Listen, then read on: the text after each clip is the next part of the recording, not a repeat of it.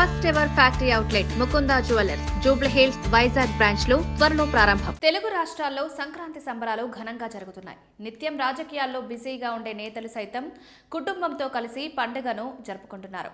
ప్రజలకు శుభాకాంక్షలు తెలుపుతున్నారు. ఈ క్రమంలో తాజాగా మంత్రి అడ్లూరి లక్ష్మణ్ ధర్మపురి నియోజకవర్గ ప్రజలకు సంక్రాంతి శుభాకాంక్షలు తెలిపారు.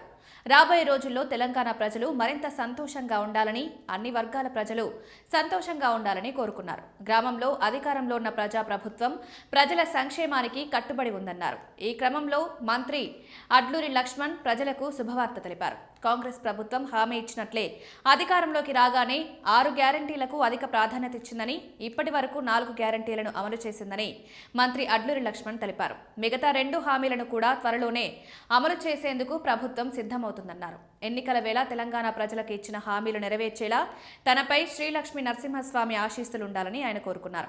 ఎన్నికలకు ముందు సీఎం రేవంత్ రెడ్డి ఇచ్చిన హామీ ప్రకారం 6 గ్యారంటీలలో ఇప్పటికే 4 గ్యారంటీలను విజయవంతంగా అమలు చేస్తున్నామన్నారు.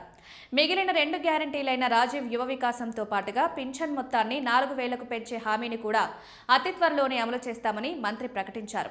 గత బీఆర్ఎస్ అసమర్థ పాలన కారణంగా తెలంగాణ రాష్ట్రం వచ్చినప్పటి నుంచి రాష్ట్ర ప్రజలకు కొత్త రేషన్ కార్డులు ఇవ్వలేదని, కానీ కాంగ్రెస్ ప్రభుత్వం రాగానే కొత్త రేషన్ కార్డుల పంపిణీ ప్రారంభించిందన్నారు. అర్హులైన లబ్ధిదారులకు ప్రతి నెల రేషన్ కార్డు మీద సన్న బియ్యం పంపిణీ చేస్తున్నామని ప్రకటించారు. తమ ప్రభుత్వం ప్రజా సంక్షేమం కోసం కట్టుబడి ఉందని మంత్రి అడ్లూరి స్పష్టం చేశారు. మహాలక్ష్మి పథకం ద్వారా రాష్ట్రంలో 18 సంవత్సరాలు నిండిన ప్రతి మహిళకు ప్రతి నెల 2,500 రూపాయల ఆర్థిక సాయం చేస్తామని హామీ ఇచ్చింది. ఇది ఇంకా అమలు కావాల్సి ఉంది. అయితే ఈ పథకం ద్వారా ఆర్టీసీ బస్సుల్లో మహిళలకు ఉచిత ప్రయాణం, 500కే గ్యాస్ సిలిండర్ ఇప్పటికే అమల్లోకి వచ్చాయి. రైతు భరోసా స్కీమ్ ద్వారా రైతులకు ఎకరానికి 12,000 సాయం అందిస్తోంది. వరి పంటకు 500 బోనస్ ఇస్తున్నారు. గృహజ్యోతి ప్రతి పేద కుటుంబానికి 200 యూనిట్ల వరకు ఉచిత విద్యుత్ అందిస్తున్నారు.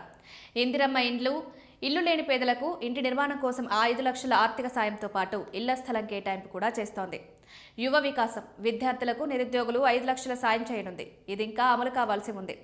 చేయూత పథకం పింఛన్ మొత్తాన్ని 4,000కు పెంచుతామని హామీ ఇచ్చింది. ఇది ఇంకా పెంచాల్సి ఉంది.